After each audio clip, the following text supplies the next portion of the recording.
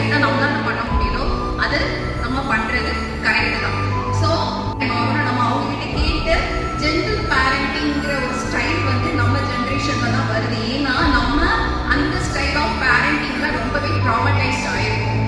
நம்மளோட எமோஷன்ஸை சரியான இடத்துல சரியான விதத்துல எக்ஸ்பிரஸ் பண்ண முடியாம நிறைய இடத்துல நம்ம ட்ராமடைஸ்ட் ஆனதுனால அது ஏன் குழந்தைக்கு வந்துடக்கூடாதுன்னு சொல்லிட்டு 90s இது வந்து நம்மளோட எஜுகேஷன் நம்ம படிச்சதுனால அதனால கூட நம்ம எவால்வ் ஆயிருக்கலாம். ஜென்டில் பேரண்டிங் சூஸ் ஆகுது.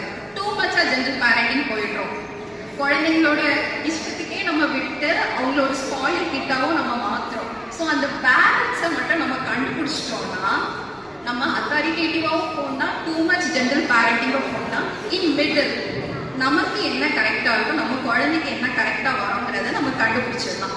ஸோ அந்த ஒரு பேலன்ஸ் சொன்னேன்ல, அந்த பேலன்ஸை எப்படி ஸ்கேல் பண்ணலாம், எப்படி ஒரு 1 hour ஒரு எக்ஸசைஸ் பண்ணுறதோ யோகா பண்ணுறதோ நம்ம என்ன பண்ணுறோமோ அதை பார்த்து தான் அவங்க செய்வாங்க. நம்ம சொல்லி அவங்க செய்யவே மாட்டாங்க. அப்போ இன்னைக்கே எனக்கு நிறைய விஷயங்கள் மைண்டில் வரும். அம்மா இதுதானே பண்ணிட்டு இருந்தாங்க. ஸோ இந்த மாதிரி ஒரு சுச்சுவேஷன் வரும்போது என்னோட அம்மா இதுதானே செஞ்சுட்டு இருந்தாங்க, எங்கள் அம்மா என்ன செஞ்சாங்களோ அதுதான் எனக்கு இப்போ மைண்டில் வருது. எங்கள் அம்மா சொன்னது எதுவுமே மைண்டில் வரல. விஷயம் நம்ம ரிப்பீட்டடாக சொல்லி கொடுத்துட்டு நான் இவ்வளோ சொல்லி கொடுத்தோம் நீ அதையே தான் திரும்ப திரும்ப பண்ணுறேன்னு சொல்லிட்டு நம்ம டக்குன்னு ஜட்ஜ் பண்ணிட்டு கம்பெடுத்து அடிக்க ஆரம்பிச்சோம் வைங்களேன், அவங்களுக்கு பயம் வரும். லேர்னிங் வந்து ஒரு பயம் நிறைந்த லேர்னிங்காக தான் இருக்கும். லேர்னிங் எப்பவுமே என்ஜாயபிளாக இருக்கணும். அவங்க என்ஜாய் பண்ணி எழுதணும், என்ஜாய் பண்ணி படிக்கணும்.